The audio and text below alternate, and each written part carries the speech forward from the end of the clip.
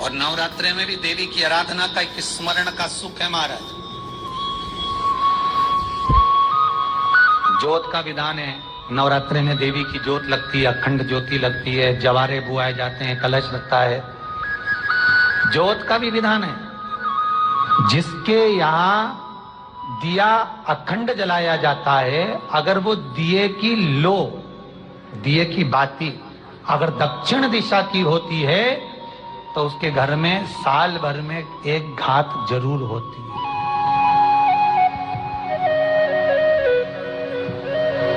जो दिया अखंड जलता है उसकी बाती का मुख दक्षिण का नहीं होना चाहिए। अगर आपने देवी भागवत का स्मरण करा हो, देवी भागवत को अगर सुना हो, तो देवी भागवत में स्पष्ट किया गया कि पूर्व की ओर मुख करा हुआ दिया, अर्थात पूर्व की ओर ज्योत जो जलाई जाती है वो संपदा की वृद्धि करती है।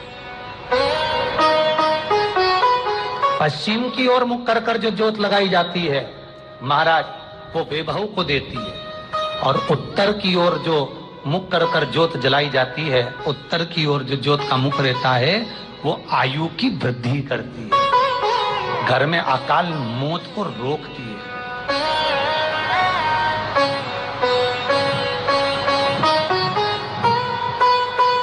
नवरात्रि का जो भाव तत्व है उसको भी अच्छे से समझ लेना। दक्षिण की ओर ज्योत ना लगाए, अगर आपको लगाना है पूरब की लगाए, पश्चिम की लगाए या उत्तर की लगाए। और जितने दिन महारानी जगदम्बा जगतधात्री दुर्गा भवानी, अब की बार माताजी घोड़े पर आई है, हर बार देवी बदल बदल के आती है, इस बार जो नवरात्रे आए वो घोड़े के आए। तो घोड़े पर जो देवी जी आती है वो समृद्धि को देने वाली आती है, लक्ष्मी की वृद्धि करने वाली आती है। जैसी घोड़े की रफ्तार होती है उस रफ्तार से लक्ष्मी घर में आती है। तो ये मत सोचना कि कोरोना महामारी ने हमको नीचे गिरा दिया या कोरोना महामारी ने रोक दिया, कमाई के स्रोत रोक दिए, धन रोक दिया, चिंता मत करना। मेरी माँ जगत जननी दुर्गा भवानी अब की बार घोड़े पर आई है, साल भर में इतना धन दे देगी कि आपने पीछे के 4 साल में नहीं कमाया होगा, इतनी मेरी माँ भंडार भर देगी। ये घोड़े पर आई है, कोई साधारण नहीं हो सकता।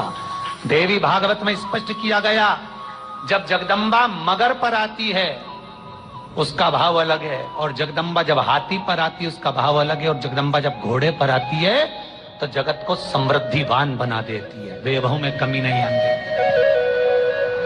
अभी भले दुनिया के लोग अभी रोते हैं कि पैसा नहीं आ रहा, कोरोना महामारी ने सब तोड़ दिया, रोक दिया, पर चिंता ना करना, मेरी माँ अगर घोड़े पर आई है तो उसका सुख आपको जरूर मिलेगा।